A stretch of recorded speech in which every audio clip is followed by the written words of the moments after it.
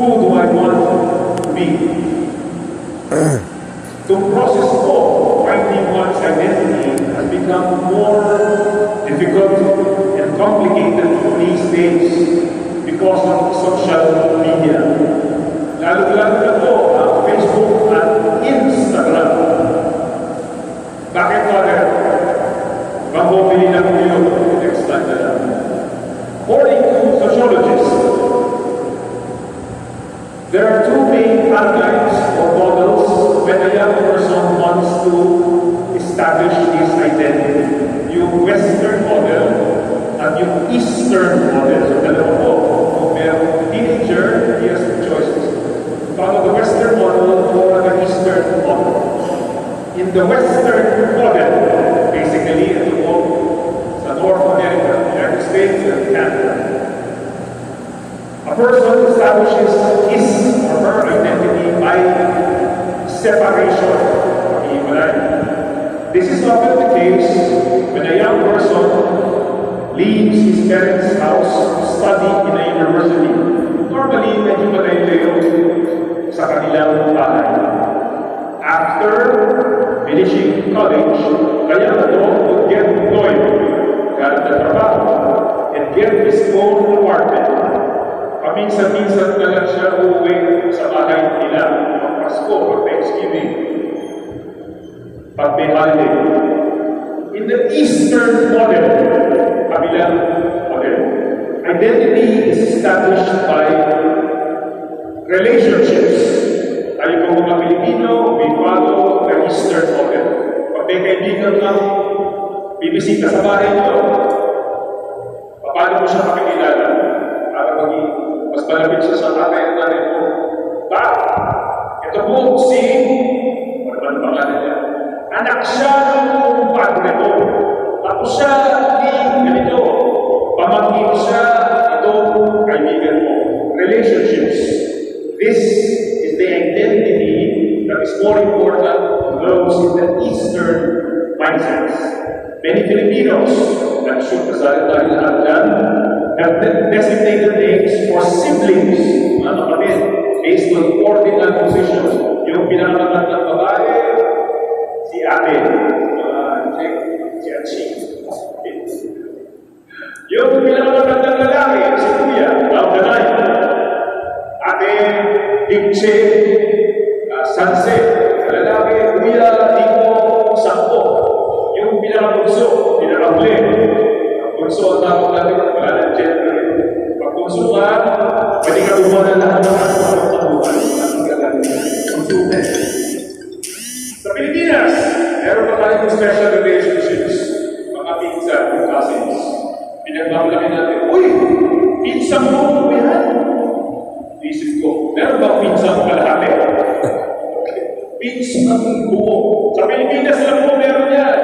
Sa ibang bansa, lahat pinsan. All our cousins, once, or twice, or third, 3 times removed. Bakit ko sinabi ng opening na ito? The main characters in our gospel today follow an Eastern model. The relationship of Jesus to John the Baptist and vice versa determine their identities. This is especially true for John the Baptist, designated by Jesus as the messenger who bears the way for him. John can be identified in many ways. Madami pong identities ni John the Baptist. He is the son of Elizabeth and Zechariah. He is a hermit wandering in the desert. He is the last of the long line of prophets of Yahweh.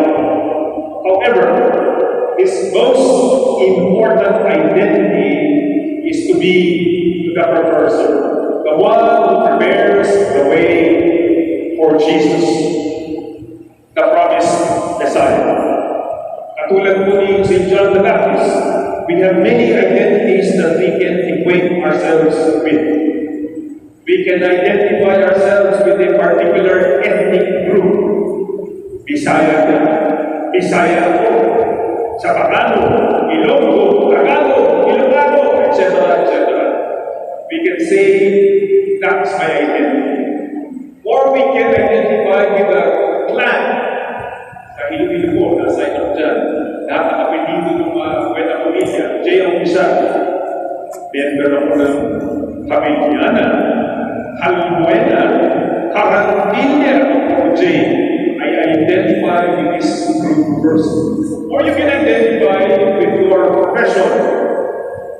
Software engineer ako. Accountant ako. Engineer ako. Or we can identify with the school that we graduated from. O championship ko ng UAAP tsaka NCAA. Taga-UP ako. Taga-Ateneo ako. Taga-Lasal ako. Taga-Sambeta ako. However, our most important identity must be our relationship to Jesus. Ito po yung identity na magdadala po sa atin sa langit. Last year, I watched a very interesting documentary on TED Talks. The speaker po si Robert Aldinger. And he discussed a study that started in 1938. 1938, before World War II. And the ongoing study is entitled Harvard Study of Adult Development. Anong purpose of study? Study wanted to find out what is the single most important factor. What is the single most important factor that predicted long life? Paano natin malalaman kung mahaba ang buhay mo? Before I reveal the results, I will first tell you what does not predict long life. Ano yung hindi nag-predict ng long life? First, health indicators does not predict long life. Ano ba yung health indicators, Father? Wait! Hindi ibig sabihin na kung payat ka, hindi ka mamamatay. Cholesterol! Pinagkakabalahan. Huwag kakakain niya, mataas ang cholesterol. Risk does not indicate long life. Blood pressure, sugar level. Kahit mataas ang sugar level mo, hindi ibig sabihin ito, hindi ka tatanda. Second, success indicators do not predict long life either. Ito yung success indicators. Money, prestige, fame, wealth, achievements. Kahit na meron ka nito, hindi mo nakagalugan, nakakaba ang buhay. Okay, Father? Ano ang i-predict na haba ang buhay mo? According to the study that started in 1938, the one most important factor that will determine whether you will live a long life is loving relationships. This means you have people that you love and who love you in return. Meron kang mahal at mahal ka rin. Unfortunately, loving relationships do not come by magic. Mahirap mo ito. Kung gusto mo samahan ang kasama mo, ano kaibigan mo sa doktor, ready ka kailangan samahan din sila sa doktor. Kung gusto mo may makikinig sa iyo, kung may problema ka, kailangan willing ka rin makinig sa problema nila. This takes a lot of hard work. But if you have people that you love and that love you in return, life can be very, very good. At malamang naman, kahaba ang buhay. Now, if investing in loving relationship with people is a good thing, mabuti mo ito, meron kang minamahal at mahal sa'yo. Would it not also be good, or even better, that we also put in an effort in developing a loving relationship with God, ang ating Panginoong Diyos?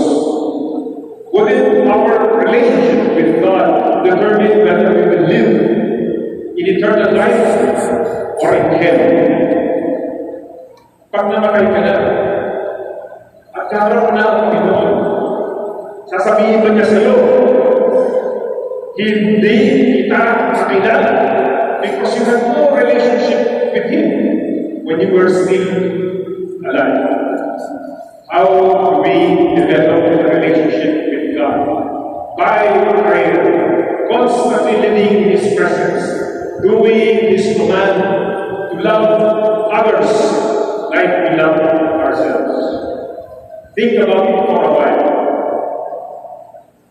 We invest in so many things. Wi-Fi, watching. When we die, we cannot bring it to heaven. We cannot bring it to the life after this life. Pero dito po tayo nag-invest ng maraming oras. Hindi po sa ating relationship sa mga tao, minamahal natin, at ang ating relationship with God. Think about it. Labas mo na ng mga garden. Ask yourselves, ano ang pinagkakaabalahan ko? Relationships with people that I love and who love me in return? Relationships with God, Jesus, or other things? The important thing is to invest in relationships with people we love and with God. So with that, siguro po ang sharing ko with the talk for today. Ito po, pahamdaman ito, paglabas ng mga gamit at pagninilay dinaya nito. Today, I will develop loving relationships. Sana na po, yung inyong asawa, yung anak, yung inyong mga kapatid, yung member po ng barangay ninyo. This will predict long life kung madami po kayong relationships that are loving. But more especially, that you have a loving relationship with God. We spend so much time with the things that we think will make us live longer. O dami mo bibili ng aircon, ito-ito, walo-walo, siya-siya,